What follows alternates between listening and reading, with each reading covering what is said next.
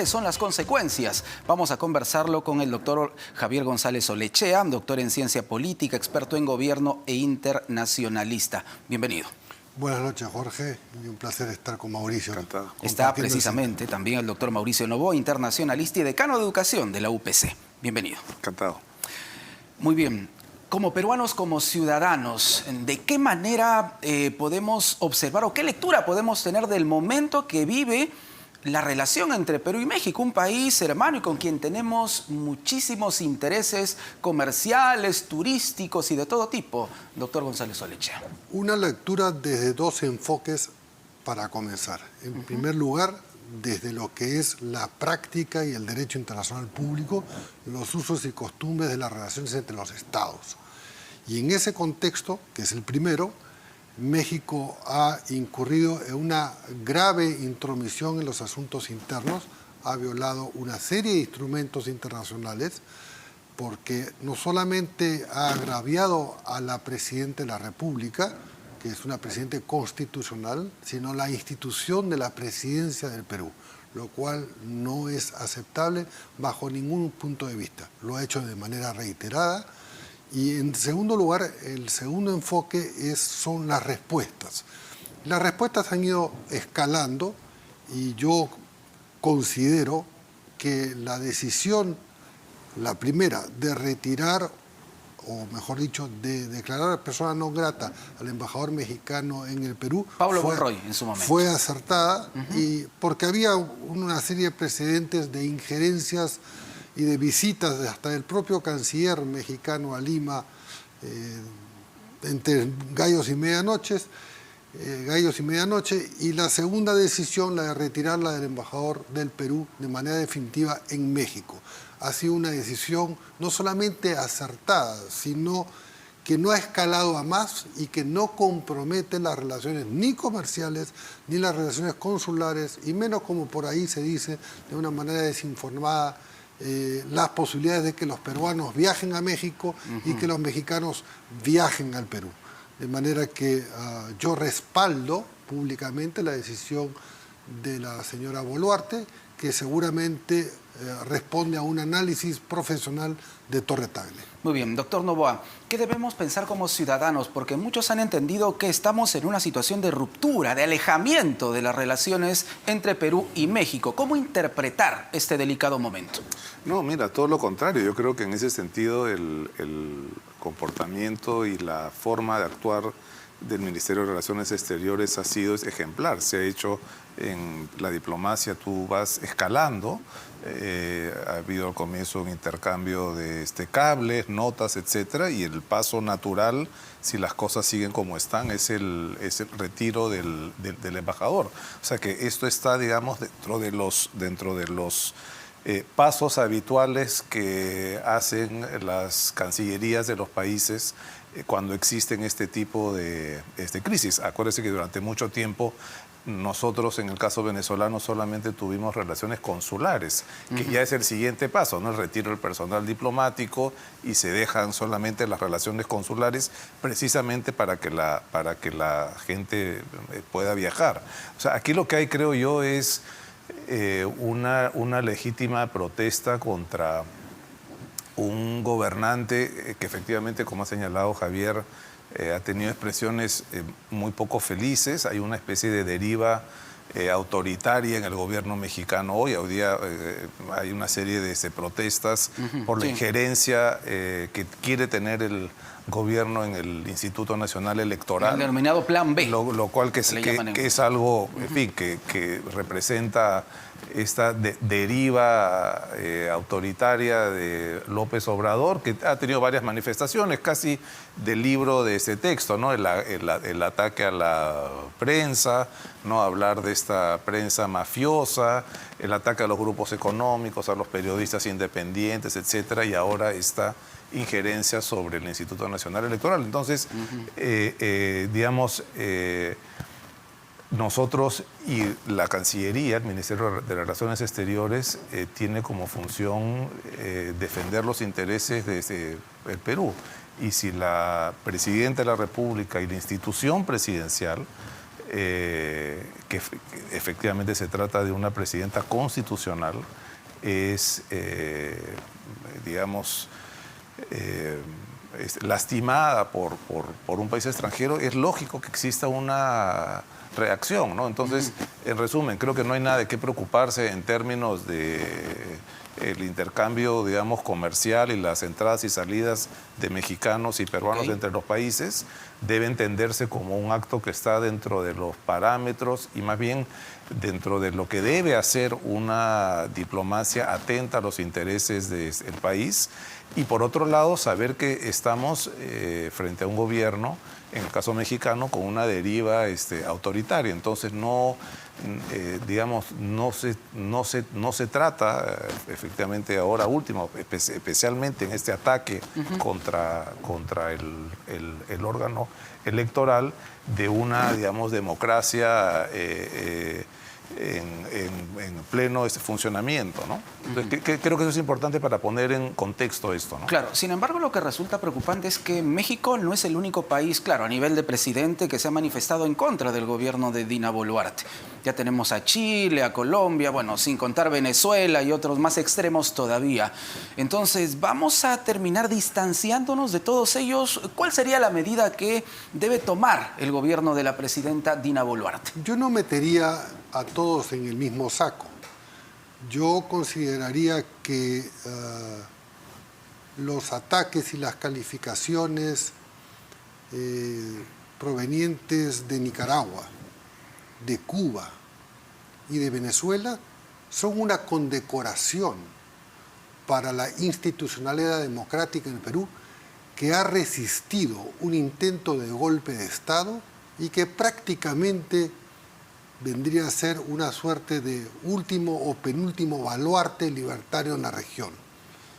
A esos tres países yo los pongo en un mismo saco. Que tienen gobiernos autoritarios, por No, cierto. criminales. Autoritarios no, vale decir, la dictadura cubana viene durando 74 años, más de 10.000 asesinatos y cientos de miles de perseguidos y no sé cuántos cientos de miles que han emigrado como han podido. Algunos de ellos han muerto tratando de nadar hasta las 100 y pico de millas que las separa con la Florida. En el caso de venezolanos se ha abierto una suerte, un corredor humanitario que escapa a todo tipo de tropelías que van llevando, creo, 18 años de la dictadura chavista a la narcodictadura de Maduro. Y ni qué decir en el caso de Nicaragua, donde más de 17 adversarios políticos en las últimas elecciones fueron encarcelados, cientos de asesinatos, en donde la fórmula presidencial está ejercida por el criminal Ortega y su señora. Eso es en un primer saco. En el segundo saco, o por así decirlo, estaría el presidente Petro, el presidente Lula, que ha tomado cierta distancia, y el presidente de Chile y el presidente de Bolivia. Boric. Correcto, y el de la Argentina. A cada uno hay que tratarlo en la relación bilateral. Y ahí hay, digamos, matices, por así decirlo. Y la respuesta de la Cancillería, justamente en los niveles de escalamiento que se han producido de manera individual, la primera fue retirar a los 4 embajadores del Perú en Argentina, en Venezuela, en Colombia y en un cuarto país que no recuerdo. Entonces, en este momento. ese primer paso ha sido conforme a las prácticas diplomáticas adecuado y oportuno. Ahora bien, el presidente de Colombia ha escalado en su diatriba contra la institución presidencial y contra la misma señora Boluarte, que es nuestra presidenta constitucional. Ha desconocido que lo que se ha producido aquí en el Perú es una transferencia constitucional, porque el presidente Castillo incurrió en una de las 4 causales previstas por la Constitución para vacar la presidencia, porque se vaca a la persona, a la institución, a la persona, que es impedir o intentar impedir el funcionamiento del Congreso. Y después ha tenido algunas que otras frases infelices a las que se le ha dado respuesta por otros canales, porque la Cancillería en el Perú y en todas partes una Cancillería profesional, como es la peruana, no necesariamente tiene que publicitar, si cabe la expresión, o hacer reconocimiento público, todas las medidas que va tomando. Ha convocado a Torretale, al embajador colombiano, se le ha entregado lo que se llama una nota de protesta y seguramente ha utilizado otras vías para hacer llegar el malestar y no escalar más con Colombia por ahora. Correcto. Por ahora. De manera que hay unas graduaciones que finalmente siempre Torretale, la tradicional, la histórica, la que es conducida profesionalmente, va tomando decisiones, pero ejecutando lo que la Presidenta dispone, porque hay que recordar que la Constitución muy claramente, de manera taxativa, dispone que es la Presidenta, en su calidad de jefe de Estado, la que dirige la política exterior. Doctor Noboa, algunos están planteando que el Perú, en todo caso el Ejecutivo, debería enviar una misión de diplomáticos a estos países con el fin de acercar posiciones. ¿Puede ser una alternativa o no? Mira, esto es algo que se hizo con mucho acierto, por ejemplo, en el caso de explicar la posición peruana luego del conflicto del CENEPA. Digamos, desplegaron una serie de misiones compuestas por diplomáticos, por intelectuales, líderes de opinión, empresarios, profesores universitarios, para explicar la posición peruana en las principales capitales de América Latina y del mundo. Entiendo que hay una misión que me parece que está saliendo hoy digamos, personas más bien del sector empresarial para explicar la posición, digamos, peruana, pero creo que es algo que sería, porque estas cosas, Jorge, este tipo de misiones, sobre todo si son integradas por diplomáticos, digamos, personas vinculadas a la academia, a la empresa, denotan también unidad. Y yo creo que en estos momentos son los momentos en donde los peruanos estamos llamados a la unidad, a defender el orden constitucional, que es lo principal. Es decir, el marco constitucional es la estructura central sobre la cual nosotros nos debemos definir. Pueden haber encuestas en un sentido y el otro, pueden haber crisis, pero lo que conduce finalmente a los países a la estabilidad y eventualmente al progreso, es que estos marcos institucionales se respeten. Fíjate, en el siglo XX, probablemente el peor gobierno que tuvo este país en el siglo XX, que fue el primer gobierno de Alan García, con 1.000.000% de inflación, con terrorismo rampante, con la moneda, el sol devaluado, con una situación social tremenda, el gobierno y con una impopularidad igualmente notoria, terminó su gobierno. Entonces creo que estas sucesiones presidenciales de los últimos años nos han hecho perder de vista esto. O sea, nosotros estamos diseñados como un gobierno presidencialista que dura cada 5 años. Ese es el modelo peruano.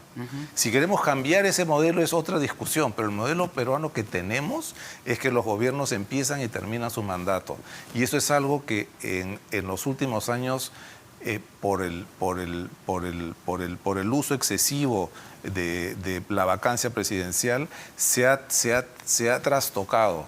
Y es muy importante. Y en esta lógica, y regresando a tu pregunta, creo que es muy importante en casos en donde se está cuestionando la legitimidad constitucional de un gobierno, que el Perú demuestre unidad. Y una de las formas en las cuales se puede expresar esto es en donde tú combines la profesionalidad de la Cancillería con diversos elementos de la sociedad civil para que expliquen la posición del Perú.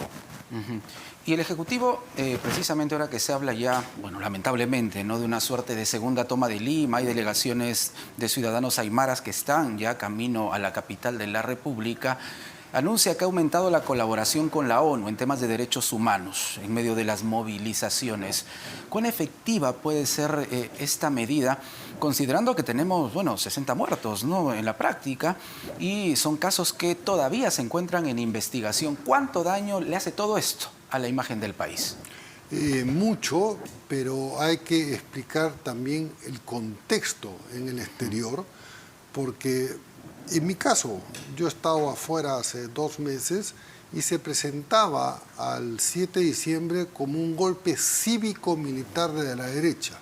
Lo han dicho periodismo europeo, periodismo americano, muy orquestadamente para desfigurar lo que ha sido una transición constitucional. ¿Cuánto puede afectar? Depende de si vienen con o sin agenda previa.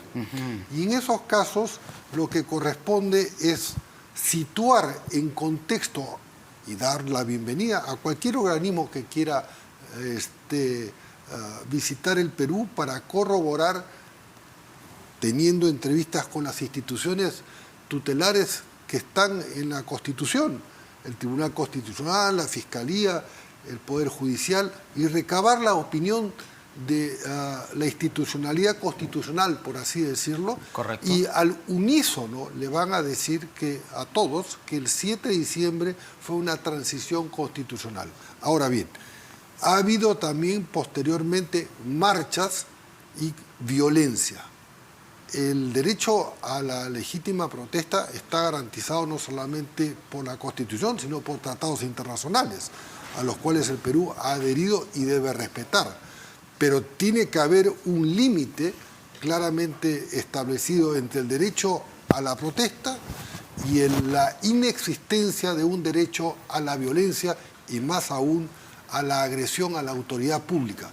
Porque las imágenes no dejan mucha duda, la gran parte de las imágenes, que ha habido una provocación a una policía que ha estado prácticamente, en la mayoría de los casos, sin los pertrechos, sin la protección debida, necesarios, que ha obligado a la propia señora Presidenta de la República a disponer hace 10 días por decreto supremo la habilitación del uso legítimo de la fuerza, recordando que en el derecho en general y en las partes más amplias del derecho internacional público, el uso legítimo de la fuerza es potestad del Estado, lo que es distinto a la utilización de la violencia, porque son dos términos que se confunden. La violencia es contra el Estado constitucional de derecho.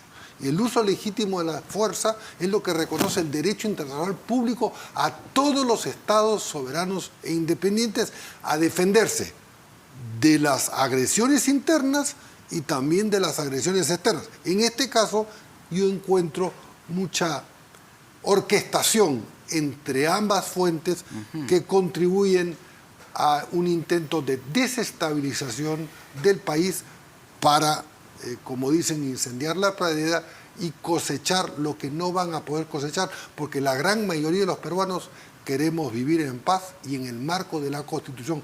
La gran mayoría de peruanos dice queremos democracia. Aquí las encuestas no engañan. Si a uno le pregunta, ¿quiere usted una dictadura?, opinarán 2%. Y el resto de los peruanos queremos vivir en democracia, en una democracia obviamente mejorada, de mayor intensidad, y para eso es importante, casi yo diría una condición sine qua non, fundamental, indispensable, concurrir el día que toque. Soy yo partidario de cumplir los mandatos constitucionales, concurrir a las elecciones habiendo producido las reformas necesarias para tener una mejor democracia, elecciones transparentes sin ninguna duda y poder elegir a un gobierno que no pueda ser tildado siquiera de una sospecha de mal uso de las urnas, por así decirlo. Para finalizar, doctor Noboa, ¿cuánto daño nos están haciendo este tipo de actos violentos a nivel internacional, ¿no? ¿Y qué debe hacer el Ejecutivo, el gobierno de Dina Boluarte al respecto? Porque ya se viene una denominada segunda oleada de la toma de Lima y eso preocupa. Mira, yo creo que lo central en esto es, fuera de defender, que ya lo hemos comentado, la posición del Perú actual y, digamos, explicarla en términos institucionales y en términos constitucionales, y recalcar efectivamente este intento de disrupción del mandato constitucional. Creo que también hay ciertos conceptos fundamentales que deben prevalecer, es decir, y se garantiza en cualquier democracia las manifestaciones en expresión de la política. Pero una cosa, eso es distinto a tomar un aeropuerto, a tomar una carretera. Ninguna democracia funcional, por lo menos que yo conozca, se acepta como parte de la protesta política la disrupción de las comunicaciones.